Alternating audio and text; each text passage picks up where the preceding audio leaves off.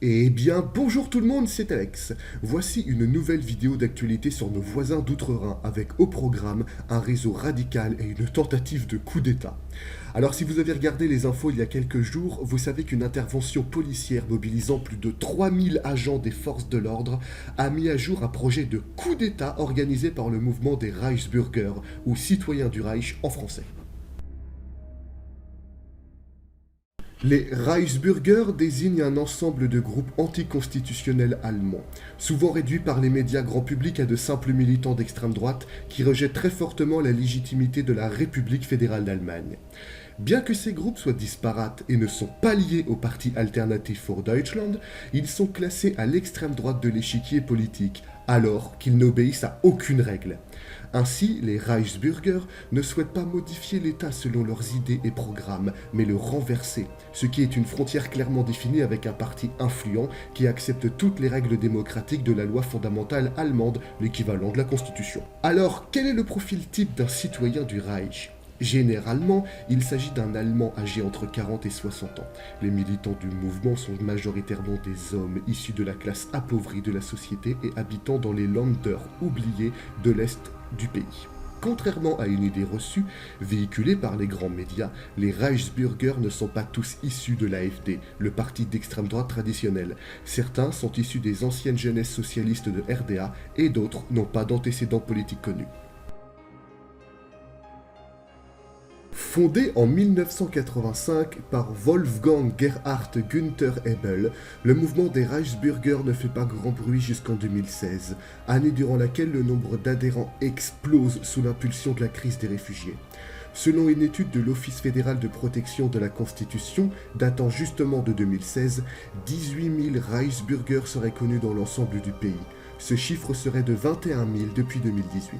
Le BFV met cependant en garde contre les raccourcis médiatiques visant à définir les Reichsbürger comme des néo-nazis, car il ne fait aucun doute que les nazis sont moqués et ridiculisés par le mouvement, qui tire sa force et son inspiration de l'Empire allemand et non du Troisième Reich.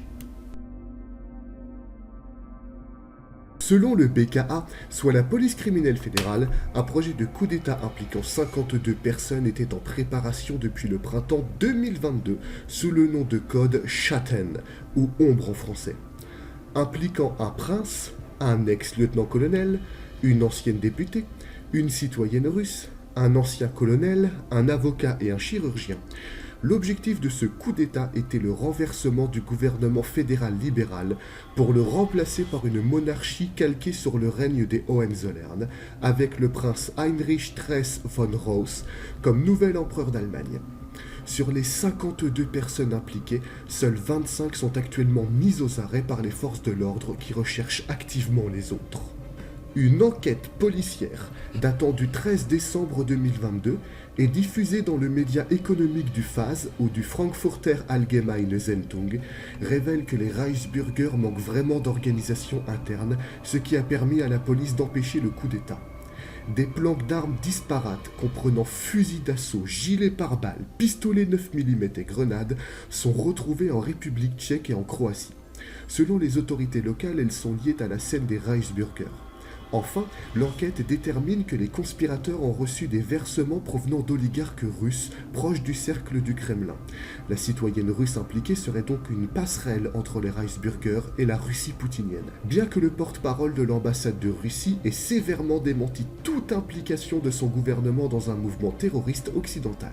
Cependant, je tiens à préciser que cette accusation de financement russe est propre à l'édition du FAS, qui ne dévoile pas sa source proche du gouvernement selon l'édition. Mais pour l'heure, les autorités judiciaires allemandes n'ont pas encore communiqué sur cette accusation de financement d'oligarques. Tout reste encore à définir. Eh bien, j'espère que cette vidéo vous a plu. Si c'est le cas, vous savez ce qu'il vous reste à faire. Abonnez-vous, commentez, partagez. Et moi, je vous retrouve une prochaine fois pour une autre vidéo. Ciao tout le monde!